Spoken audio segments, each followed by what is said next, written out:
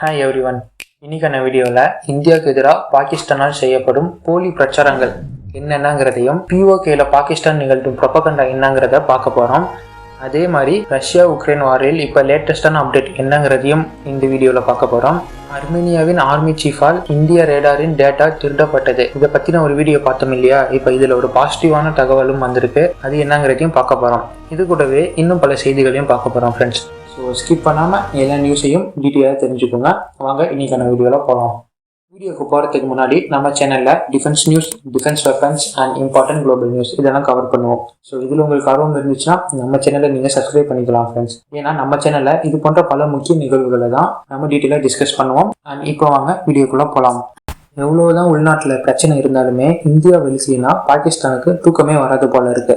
இவனுங்களுக்கு இதுதான் ஃப்ரெண்ட்ஸ் தெரியும். வேற என்ன தெரியும் சொல்லுங்க? தெரிஞ்சிருந்தா அவன் நாட்டில் இவ்வளோ பிரச்சனை உருவாயிருக்குமா? சரியா, நாம மேட்ருக்குள்ளே வருவோம். பாகிஸ்தான் பிப்ரவரி 5 வருஷம் காஷ்மீர் சாலிடாரிட்டி டே அப்படின்னு கொண்டாடுவானுங்க. இந்த டேல எப்பயுமே இந்தியாவுக்கு எதிராக anti India speech and fake propaganda போன்ற எல்லாமே இந்தியாவுக்கு எதிராக தான் அவங்க பேசி தள்ளுவானுங்க. ஏன் இப்படி சொல்றேன் அப்படின்னு இந்த நியூஸை கேட்டால் உங்களுக்கே புரியும் ஃப்ரெண்ட்ஸ். ஜம்மு அண்ட் காஷ்மீர் உரிமை போராட்டத்துல இந்தியாவின் ஆக்கிரமிப்பு மற்றும் அடக்குமுறைக்கு ஆளான காஷ்மீர் மக்களுக்கு பாகிஸ்தான் எப்பவுமே துணை நிற்கும், எங்களுடைய ஒட்டுமொத்த ஆதரவுமே உங்களுக்கு இருக்கு அப்படின்னு ஷபாஸ் ஷெரீப் ஒரு ட்வீட் போட்டிருக்கிறாரு. இவரு தெரிஞ்சுதான் போட்டுறாரா இல்ல தெரியாம போட்டுறாரா என்னன்னு எனக்கு ஒன்றும் புரியல. அங்க பாகிஸ்தான் ஆக்குமெண்ட் காஷ்மீர்ல மக்கள் எல்லாம் அலறிட்டு இருக்கிறாங்க. அரே பாகிஸ்தான், எங்களை மீண்டும் இந்தியா கூட இணைச்சிருங்கடா, நீங்க செஞ்சதெல்லாம் எங்களுக்கு போதும் அப்படின்னு ரோட்ல இறங்கி பாகிஸ்தான் ஆக்குபைடு காஷ்மீர்ல மக்கள் இப்ப போராடிட்டு இருக்கிறாங்க. ஆனா இவர் என்னமோ இப்படி ஒரு ட்வீட்டை போடுறாரு.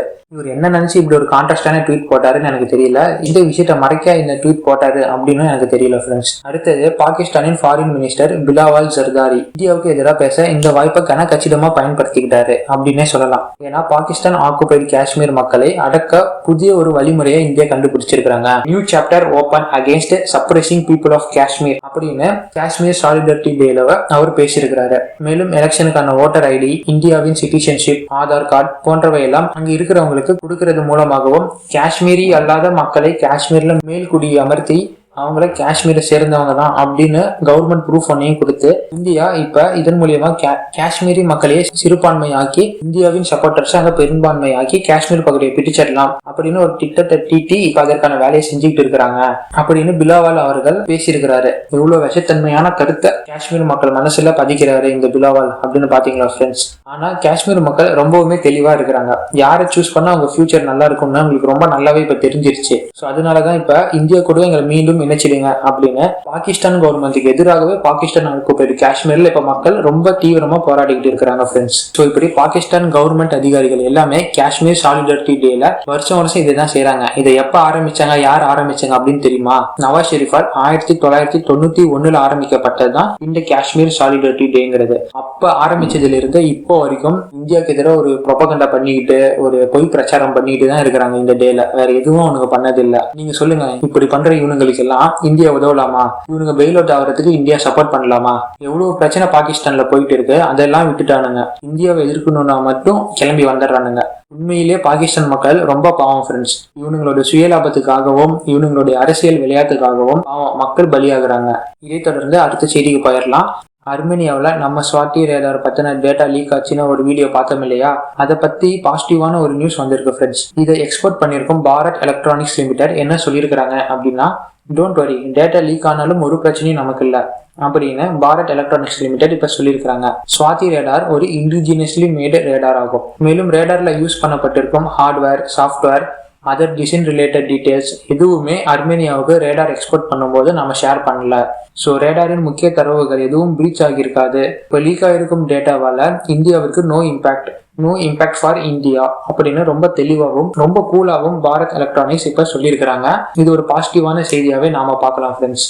அடுத்தது, India 5th Gen fighter technology ப்ராஜெக்டான AMCAவில் எவ்வளோ கஷ்டப்பட்டுக்கிட்டும் எவ்வளோ பல கட்ட சோதனையை கடந்தும் இந்த ப்ராஜெக்ட்ல நடத்திக்கிட்டு இருக்கிறாங்க அப்படின்னு நம்ம எல்லாருக்குமே தெரியும். இப்போ இந்தியாவுக்கு ரஷ்யா ஒரு ஆஃபரை கொடுத்துருக்குறாங்க. அதாவது ரஷ்ய நிறுவனமான Rostec Checkmate light tactical fighter jet ப்ராஜெக்ட்ல இந்தியாவை சேர்த்துக்கொள்ள விரும்புது. மேலும் இப்ப நடக்க இருக்கும் ஏரோ இந்தியா 2023 ஏர் ஷோல கலந்து கொள்ள இருக்கும் இந்த ராஸ்டெக் நிறுவனம் அங்க வச்சு அவங்களோட 5th gen ஃபைட்டர் ஜெட் ப்ராஜெக்ட்ல இந்தியாவை சேர்த்துக்கிறத பத்தி பேச போவதாக ஒரு அறிவிப்பு வெளியாயிருக்கு.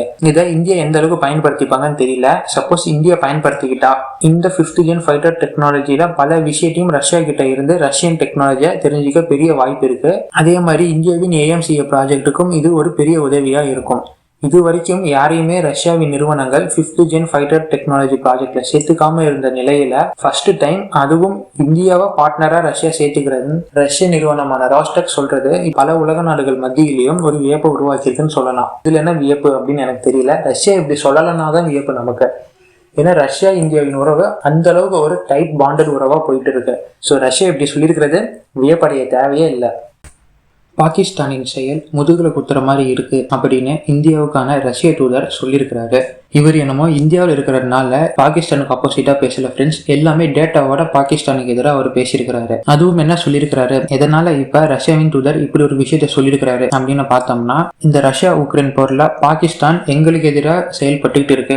குறிப்பா உக்ரைனுக்கு ஆதரவா உக்ரைனுக்கு இப்ப ஆயுதம் வழங்கிட்டு வராங்க பாகிஸ்தான். நாங்க இதை ரொம்ப க்ளோஸா கவனிச்சுட்டு தான் இருக்கிறோம். இதுல அதிகமா 3 வாட்டி ஒரு ஹை வெப்பன் எய்ட பாகிஸ்தான் உக்ரைனுக்கு வழங்கியிருக்கு. அதுவும் அக்டோபர் 2022 ஒரு வாட்டியும், டிசம்பர் 2022 ஒரு வாட்டியும், ஜனவரி 2022 ஒரு வாட்டியும். இந்த 3 வாட்டியும் நாங்க அதிகமான ஒரு தாக்குதலை உக்ரைனுக்கு எதிராக நடத்தினோம். கரெக்டா அந்த சமயத்தில் பாகிஸ்தானும் உக்ரைனுக்கு ஆதரவா ஒரு ஹை வெப்பன் எய்ட கொடுத்திருக்காங்க. ஸோ இந்த டிரான்ஸ்போர்டேஷன் எல்லாம் பாகிஸ்தான் டைரக்டா வழங்காம இது எல்லாமே சைப்ரஸ் அண்ட் ரொமானியா மார்க்கமா தான் இப்போ உக்ரைனுக்கு அனுப்பியிருந்தாங்க. அதுவும் எங்களுக்கு நல்லாவே தெரியும். இதற்கான டேட்டா எல்லாமே எங்க கிட்ட இருக்கு அப்படின்னு இந்தியாவுக்கான ரஷ்ய தூதர் சொல்லியிருக்கிறாரு. ஸோ மேலும் இவர் என்ன சொல்லியிருக்கிறாருன்னா, பாகிஸ்தான் எங்க கிட்ட இருந்து ஆதரவு வாங்கிக்கிறாங்க, எங்க கிட்ட இருந்து வெப்பன்ஸ் வாங்கிக்கிறாங்க, எங்க கிட்ட இருந்து காசு வாங்கிக்கிறாங்க. ஆனா போர்ல மட்டும் பாகிஸ்தான் உக்ரைனுக்கு ஆதரவா இருக்கிறது எங்களை முதுகுல குத்துற மாதிரி இருக்கு. எங்க கிட்ட இருந்து எல்லாம் வாங்கிக்கிட்டு எங்களுக்கு எதிராகவே செய்யற மாதிரி இருக்கு இந்தியாவுக்கான ரஷ்யாவின் தூதர் சொல்லியிருக்கிறாரு. ஸோ ரஷ்யா கண்ணு வச்சுட்டாங்க ஃப்ரெண்ட்ஸ் பாகிஸ்தான் மேல. இந்தியா கிட்ட இருந்து ஆப்பு வாங்குறது பத்தாதுன்னு இனிமே ரஷ்யா கிட்ட இருந்தும் ஆப்பு வாங்க போறாங்க பாகிஸ்தான். நெக்ஸ்ட் நீங்க எதிர்பார்த்த ரஷ்யா உக்ரைன் வார் அப்டேட் தான் ஃப்ரெண்ட்ஸ். ரஷ்யா உக்ரைன் வார் தொடங்கி 350 நாள் முடிந்த நிலையில சாலிடார் அண்ட் பாக்மத் பகுதியில ரொம்பவும் தீவிரமா தாக்குதல் நடத்தி மேலும் மைக்கலோகா அப்படிங்கிற வில்லேஜையும் தாக்கி தான் கட்டுப்பாட்டுக்குள்ள கொண்டு வந்திருக்கிறாங்க. இந்த மைக்லோகா பகுதியும் இதே பாக்மத் அண்ட் சாலிடாருங்கிற பகுதியை போன்ற ஈஸ்டர்ன் டான்ஸ் ரீஜன்ல அமைந்திருக்கும் ஒரு கிராமம். ஏன் குறிப்பா இப்ப ரஷ்யா ஈஸ்டர்ன் டான்ஸ் பகுதியில தாக்கிட்டு வராங்க அப்படிங்கிறதுக்கான ஏற்கனவே ஒரு டீட்டெயில் எக்ஸ்பிளனேஷன் வீடியோ நம்ம சேனல்லே போட்டிருக்கிறோம். பார்க்காதவங்க கீழே இருக்கிற லிங்கை பயன்படுத்தி பாருங்க.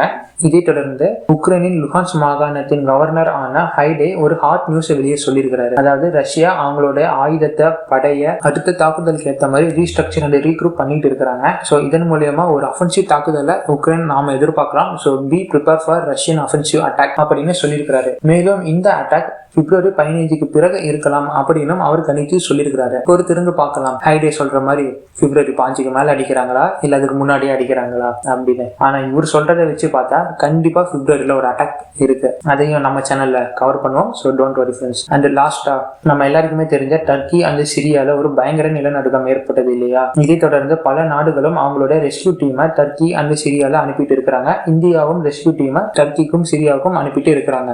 இந்த நிலநடுக்கத்துல டர்க்கில மட்டும் சுமார் 3549 பேர் இறந்திருக்கிறாங்கன்னும் சிரியால சுமார் 1602 பேர் இறந்திருக்கிறாங்க அப்படின்னு ஒரு தகவல் வெளியாயிருக்கு. இந்த டர்க்கியின் அதிக இழப்பை தொடர்ந்து டர்க்கியின் பிரசிடென்டான எர்டோகன் 3 மாசம் நாங்க எங்களோட ஸ்டேட் எமர்ஜென்சி அறிவிக்கிறோம். எர்டோகான்ல குறிப்பா ஒரு 10 மாகாணங்கள் இருக்கு. அது ரொம்பவுமே டேமேஜ் கண்டிஷன்ஸ் ஆயிருக்கு, டேமேஜுக்கு உள்ளாயிருக்கு. ஸோ இதெல்லாம் ரீகன்ஸ்ட்ரக்ட் பண்ணி இந்த இழப்பை எல்லாம் சீர் செய்ய எங்களுக்கு 3 மாசம் ஸ்டேட் எமர்ஜென்சி தேவை. நாங்க 3 மாசம் ஸ்டேட் எமர்ஜென்சி அறிவிக்கிறோம் அப்படின்னு இப்ப எர்டோகன் அவர்கள் சொல்லியிருக்கிறாரு. மேலும் அந்த 10 மாகாணத்துல இன்னும் டெத் ரேட் அதிகரிக்க வாய்ப்பு இருக்கு அப்படின்னு எர்டோகன் சொல்லியிருக்கிறாரு. ஸோ இன்னைக்கான வீடியோ இதுதான். இதை பத்தி உங்களுடைய கமெண்ட் என்னங்கிறத மறக்காம கமெண்ட் பாக்ஸ்ல போடுங்க.